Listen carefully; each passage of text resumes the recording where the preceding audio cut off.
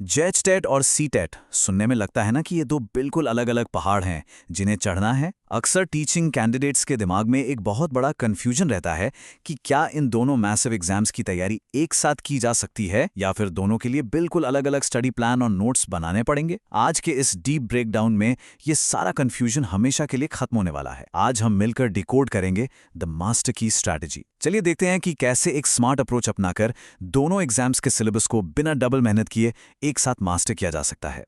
तो आज के इस चर्चा का रोड मैप कुछ इस तरह रहेगा।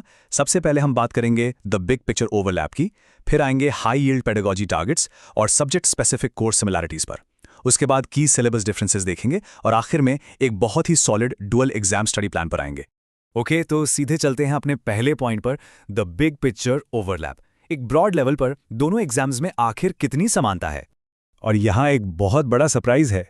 जब इन दोनों एग्जाम्स के कंटेंट को आमने सामने रखा जाता है तो लगभग 75 से 85%, जी हाँ 75 to 85% सिलेबस बिल्कुल कॉमन निकल कर आता है। ये डाटा अपने आप में एक बहुत बड़ी रिलीफ है। इसका सीधा सा मतलब ये है कि दोनों एग्जाम्स के लिए बिल्कुल अलग दिशा में भागने की जरूरत ही नहीं है।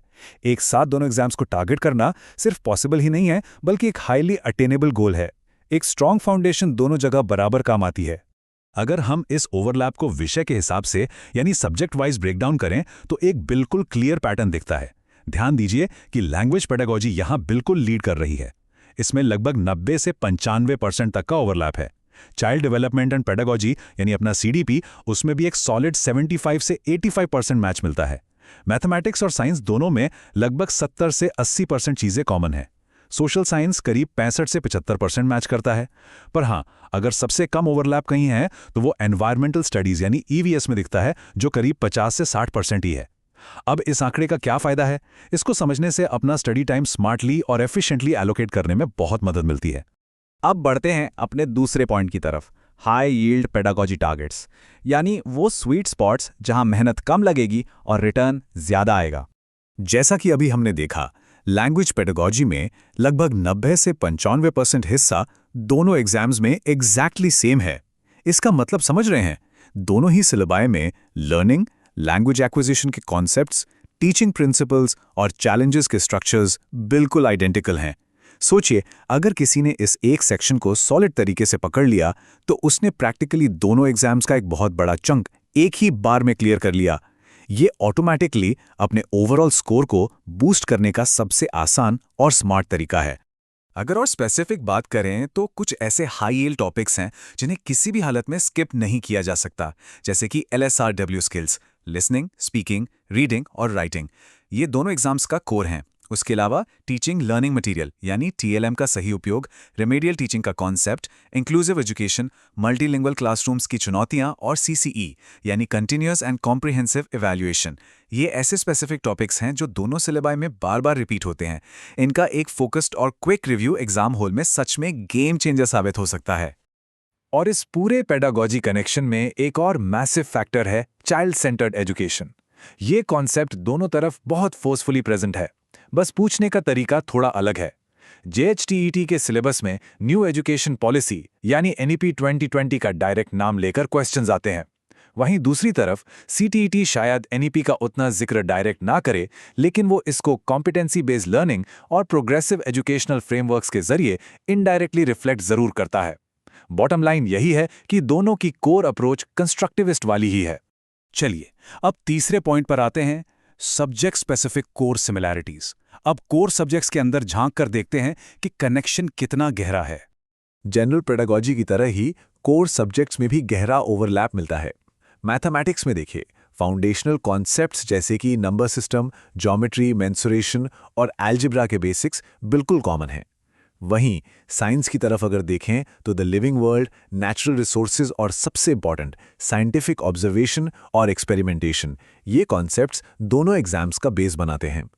एक बार इन फाउंडेशनल पिलर्स को मजबूत कर लिया जाए तो दोनों तरफ कॉन्फिडेंटली मार्क्स लाना काफी आसान हो जाता है। सोशल साइंस का ब्रेकडाउन बड़ा इंटरेस्टिंग है। यहाँ करीब 70% ओवरलैप मिलता है। जो कोर थीम्स हैं जैसे हिस्ट्री, ज्योग्राफी, डेमोक्रेसी और सोशल जस्टिस, ये तो पढ़ने ही हैं दोनों जगह। लेकिन एक छोटा सा ट्विस्ट है, यहाँ आकर थोड़ा फोकस शिफ्ट हो जाता है। जहां सीटेट डिटेल में जाकर नेशनल मूवमेंट और हमारे पार्लियामेंट्री स्ट्रक्चर की बात करेगा, वहीं जेएचटीटी का झुकाव भारतीय समाज यानी इंडियन सोसाइटी और रीजनल कॉन्टेक्स्ट की तरफ ज्यादा होता है। फाउंडेशन वैसी ही रहती है, बस उसको देखने का लेंस थोड़ा बदल जाता है। ओके, चौथे पॉइंट की तरफ बढ़ते हैं, की सिलेबस डिफरेंसेस। कहाँ आकर इन दोनों एग्जाम्स के रास्ते एक दूसरे से अलग होते हैं? दोनों एग्जाम्स की इस ड्युअलिटी को समझना बेहद जरूरी है। एक तरफ अपना सीटेट है, जो नेचर में काफी थियरी हैवी है। वहां प्रोमिनेंट एजुकेशनल थिंकर्स जैसे पियाजे, वाइगॉट्स्की और कोलबर्ग और उनकी डीप साइकोलॉजिकल थियरीज पर बहुत बड़ा एम्फेसिस रहता है। दूसरी तरफ जेएचटेट इन डीप थियरीज से आगे बढ़कर उनके प्रैक्टिकल और क्लासरूम ओरिएंटेड इम्प्लीमेंटेशन पर फोकस करता है। जेएचटेट ये देखना चाहता है कि लोकलाइज्ड एजुकेशनल एप्लीकेशन और एनईपी का प्रैक्टिकल इंटीग्रेशन ग्राउंड लेवल पर कैसे होगा। ये फर्क दिमाग में बिल्कुल क्लियर होना चाहिए। इसी डिफरेंस के चलते जेएचटी के लिए कुछ स्पेसिफिक एरियाज में थोड़ा dedicated state level study time देना ही पड़ेगा। जेएचटी क्लियर करने के लिए ट्राइबल लैंग्वेजेस और रीजनल लैंग्वेज की ग्रामर आनी जरूरी है।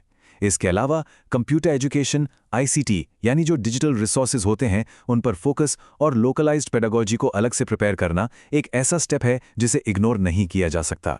ये वो स्पेसिफिक हिस्से हैं जो सिर्फ और सिर्फ सीटेट पढ़ लेने से कवर नहीं होंगे। और ठीक इसी तरह सीटेट के भी अपने कुछ बिल्कुल यूनिक रिक्वायरमेंट्स हैं।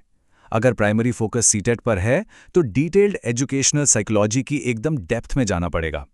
इस एग्जाम में एक proper structured NCERT linked conceptual hierarchy completely map होती है। असेसमेंट थ्योरीज की गहराई, मोटिवेशन कंसेप्ट्स और इंटेलिजेंस थ्योरीज को प्रॉपरली मास्टर करना सीटेट की एक स्पेसिफिक डिमांड है। सिर्फ ऊपर ऊपर से पढ़कर सीटेट निकालना प्रैक्टिकली बहुत मुश्किल होता है। तो इन सब बातों के बाद हम आते हैं अपने आखिरी और सबसे क्रूशल हिस्से पर, the dual exam study plan. ये रहा एक बिल्कुल actionable, priority based study blueprint. ये ब्लूप्रिंट 3 सिंपल स्टेप्स में काम करता है। स्टेप 1, सबसे पहले सीटीईटी पेडागोजी की फाउंडेशन को मास्टर कीजिए। स्टेप 2, उसके बाद जो कोर सब्जेक्ट्स के कॉमन ओवरलैप्स हैं उन्हें एक साथ इंटीग्रेट करके पढ़िए। और स्टेप 3, जेएचटीईटी के जो स्टेट स्पेसिफिक एलिमेंट्स हैं जैसे रीजनल लैंग्वेज और आईसीटी, उनको थोड़ा अलग टाइम देकर टैकल कीजिए। इस प्लान का मैजिक ये है कि अगर एक बार सीटीईटी की पेडागोजी मास्टर कर ली तो ऑटोमेटिकली जेएचटीईटी का एक मैसिव पोर्शन वैसे ही क्लियर हो जाता है। तो इस पूरे ब्रेकडाउन से सबसे बड़ा और कोर टेक अवे क्या निकला? वो सीधा सा ये है कि CTET pedagogy acts as the ultimate master की, automatically unlocking up to 85% of JTET's pedagogical foundation। यानी अगर किसी की नेशनल लेवल की पेडागोजिकल फाउंडेशन सॉलिड है तो वो इन दोनों एग्जाम्स की सक्सेस के लिए एक सच्ची मास्टर की का काम करेगी। ये अप्रोच प्रैक्टिकली मेहनत को आधी और रिजल्ट को डबल कर सकती है। अब ये सारा डेटा और सिलेबस ओवरलैप शीशे की तरह बिल्कुल साफ है।